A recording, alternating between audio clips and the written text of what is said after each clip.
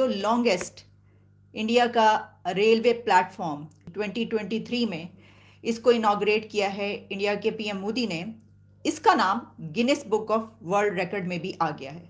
ये तो है सियासी मामला जो हल होने का नाम नहीं ले रहे हैं, और वहीं हुकूमत अवाम पर एक से बढ़कर एक जो दूसरा आप समझ लें कि बॉम्ब अवाम पे गिराई चले जा रही है। आलमी मार्केट में आपको पता है पेट्रोलियम मसनूआत में कमी के बावजूद पाकिस्तान में पेट्रोल मजीद महंगा कर दिया गया है। और गिनीज बुक पे फिर मैं गई, मैंने कहा देखे यहाँ पर क्या है, तो उसमें ये आ रहा है कि उसकी डिटेल्स हैं।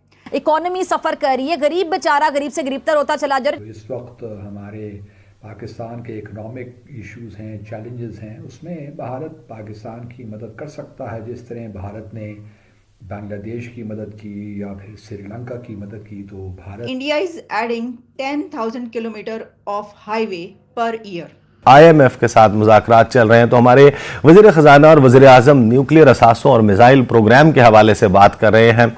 ये टाइमिंग क्यों बहुत अहम है? इसाक डार साहब के बकौल कि IMF ने इस किस्म की भी कंडीशंस लगा दी हैं। अब भला बताइए, हमने घास खा के, भुट्टो साहब ने कहा था हम घास खाएंगे लेकिन हम एटम बम बनाएंगे, तो बिल्कुल जी हमने खूब घास खाई और हम अभी तक घास ही खा रहे हैं, और उसके बाद एटम बम हमने बनाए। एयरपोर्ट्स जो हैं वो भी डबल हो गए हैं। तो जहां ये हुआ है वहीं पर पाकिस्तान में मैं ये खबर देख रही थी कि जो दुनिया की एयरलाइंस है, इंटरनेशनल एयरलाइंस, उन्होंने अब ये कहा है कि अब और नहीं चल सकता, क्योंकि बहुत जो बड़ा बैकलॉग जो है वो हो गया है पेमेंट्स का। हेलो फ्रेंड्स, जय हिंद। हिंदुस्तान स्पेशल में आपका स्वागत है दोस्तों। Guinness book of world record में भारत के एक रेलवे स्टेशन का नाम दुनिया के सबसे लंबे रेलवे प्लेटफॉर्म के रूप में दर्ज किया गया है। यह है भारतीय रेलवे में दक्षिण पश्चिमी रेलवे जोन का Hubli railway station.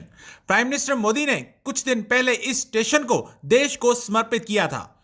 Hubli railway station 20 crore रुपए की लागत से बनकर तैयार हुआ है।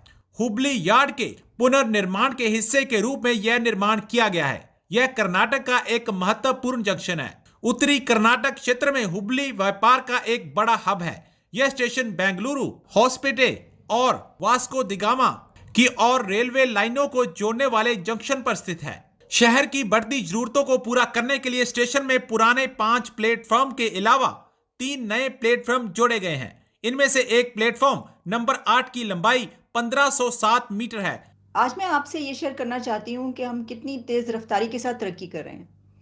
हम और हमारे हमसाए जो हैं उनके बीच में एक रेस लगी हुई है, और इस रेस में कौन जीता ये अब हमें देखना है। लेकिन रेस है किस चीज़ की, ये मैं आपको बताना चाहती हूँ। तरक्की की है रेस, जाहिर है कि प्रोग्रेस और हम डेवलपमेंट की।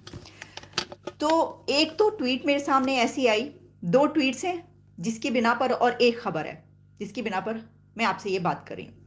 जो खबर है वो मेरे सामने आई और इसको ट्वीट किया है हुसैन हक्कानी साहब ने, और फिर जब इसके ऊपर मैंने वहाँ पर जाकर देखा, रिसर्च की, तो पता चला कि ये खबर जो है ये बिल्कुल दुरुस्त है। और ख़बर क्या है ये हम आपके सामने रख देते हैं।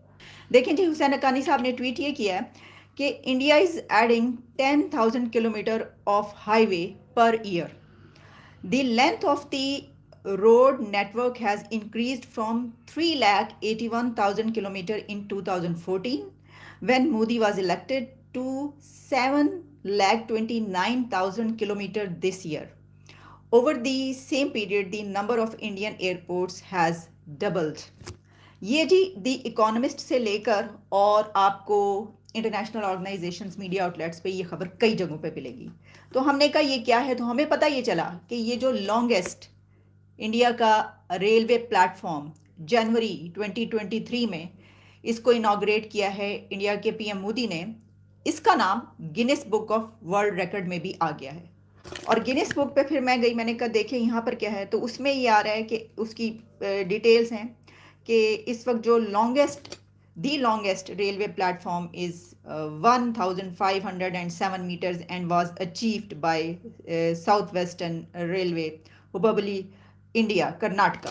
ये इसके अंदर और भी डिटेल्स हैं कि अब इसको जो है ये दुनिया का सबसे लॉन्गेस्ट रेलवे प्लेटफॉर्म कहा जा रहा है। और ये जो है construction was part of A remodel project of A railway yard, और फिर और कुछ डिटेल्स हैं इसके सामने। तो इस तरीके से जहां और बहुत सारी डेवलपमेंट्स में और प्रोग्रेस में इस वक्त हम देख रहे हैं कि हमारा हमसाया तरक्की करता हुआ हमें नज़र आ रहा है, आगे निकलता हुआ नज़र आ रहा है। हर रोज़ हमें कोई ऐसी खबर मिलती है और फिर हम कहते हैं ओह, अब हम क्या करें, अब बुराई का कौन सा और तरीका ढूंढे। फिर हम कहते हैं तरक्की कर रहा है, लेकिन देखो वहाँ पे क्या हो रहा है, ह्यूमन राइट्स की तरफ देखो। ओहो, तुम लोग इंडिया के पीएम मोदी को कहोगे ये कर तारीफ करोगे, तौबा तौबा। क्योंकि हमें, हमारे पास ये नहीं है कि हम कहें कि वो तरक्की कर रहा है तो क्या हुआ। जवाब तो ये होना चाहिए कि हमारी तरफ भी तो देखो ना कितनी तरक्की हुई, क्या कुछ हुआ। जैसे उन्होंने बताया कि एयरपोर्ट्स जो हैं वो भी डबल हो गए हैं। तो जहां ये हुआ है वहीं पर पाकिस्तान में मैं ये खबर देख रही थी कि जो दुनिया की एयरलाइंस है, इंटरनेशनल एयरलाइंस, उन्होंने अब ये कहा है कि अब और नहीं चल सकता, क्योंकि बहुत जो बड़ा बैकलॉग जो है वो हो गया है पेमेंट्स का, और यहाँ से जो है वो पैसा नहीं आता, बहुत सी प्रॉब्लम्स हैं। तो पाकिस्तान के लिए जो बाहर की फ़्लाइट्स हैं, अमेरिका की और लंदन की, ख़ास तौर पर 2-3 कंट्रीज़ जो हैं उनकी फ़्लाइट्स का ज़िक्र आया हुआ था, एक खबर थी। तो उन्होंने कहा है कि ये अब हो सकता है कि आने वाले दिनों में यहाँ से वो अपनी जो एयरलाइंस है वो अपनी फ़्लाइट्स बंद कर दें। लग यही रहा है कि आईएमएफ ने कहा है कि जो न्यूक्लियर प्रोग्राम है पाकिस्तान का उसको थोड़ा सा स्लो डाउन किया जाए। और वैसे तो स्लो डाउन क्या करें सर, मुझे तो लगता है कि पता नहीं चलता भी है कि नहीं, बहुत टाइम हो गया उसमें, मतलब तेल वेल डाले, पता नहीं बम बम चलते भी हैं कि नहीं। लेकिन खैर, इसाक डार साहब के बकौल कि आईएमएफ ने इस किस्म की भी कंडीशंस लगा दी हैं। अब भला बताइए, हमने घास खा खा के, भुट्टो साहब ने कहा था हम घास खाएंगे लेकिन हम एटम बम बनाएंगे, तो बिल्कुल जी, हमने खूब घास खाई और हम अभी तक घास ही खा रहे हैं, और उसके बाद एटम बम हमने बनाए। अब सारी दुनिया में तो ये होता है कि जो न्यूक्लियर एसिड्स होते हैं, जो न्यूक्लियर बम होता है, वो उस मुल्क की हिफाजत करता है। ये वाहिद बम है जिसकी हम हिफाजत करते रहते हैं कि कोई उठा के ना ले जाए, कुछ चुरा के ना ले जाए, कोई उसका फॉर्मूला ना उड़ा ले, कहीं कोई हमसे छीन ना ले, वगैरह वगैरह वगैरह। तो जी, इसी किस्म की चीजें जो है वो लगता है कि आईएमएफ ने एक बार फिर कोई और कंडीशन भी लगा दी। मुझे ना इसमें मोदी जी का हाथ लगता है, तो मोदी जी को ना बस आराम से बैठे जी, क्या हो गया, अगर हमारे पास भी एक बम रखा हुआ है तो हमने बस डराने के लिए रखा है, चलाने के लिए थोड़ी रखा है। ये भी कहा जाता है कि जी एटम बम जो होता है ना वो डराने के लिए होता है, चलाने के लिए नहीं होता। लेकिन ये हमारे यहाँ बोला जाता है, लेकिन हमारा कोई भरोसा नहीं, हम कब डराना बंद कर दें और चलाना शुरू कर दें। लेकिन हाँ, ये जरूर है कि आईएमएफ ने कोई इस तरह की कंडीशन भी लगा दी। तो आईएमएफ वाले इतने फारिग है ना, भाई 23 बार तुम लोगों ने पैसे दे दिए, अगर 24वीं बार दे दोगे तो मर थोड़ी जाओगे, भूखे थोड़ी हो जाओगे, तुम लोग इतना पैसा कहाँ लेके जाओगे, ऊपर तो पैसा वैसे भी नहीं ले जा सकते, हमें ही दे दो तो हम भी वापस कर देंगे। अगर हमने वापस ना किए होते तो 24वीं दफा तो हमें ना दे रहे होते ना, थोड़े थोड़े करके देते हैं, ठीक है दे देंगे अगली, मतलब अब 2-4 सदियों तक, या कहना चाहिए कई सेंचुरीज तक जो है वो हमारे लोग पैसे वापस करते रहेंगे, वो एक अलग बात है।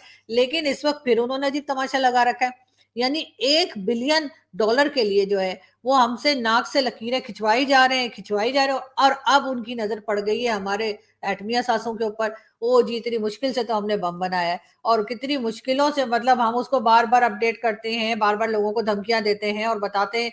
अब ये आईएमएफ वाले जो हैं ये कह रहे हैं कि जी आपके जो न्यूक्लियर एसेट्स हैं उसमें हम जिस तरह से कहेंगे उस तरह से रखोगे, जैसे हम कहेंगे वैसे वो चीजें खरीदोगे या कुछ भी उसको अपडेट करोगे, इस किस्म की बातें करे, तभी उन्होंने दी। वरना मैं भी कहूँ कि जी डिफेंस बजट कह रहे थे तो बस ठीक है, डिफेंस बजट भी हम कम कर देंगे, ऐसी कौन सी बात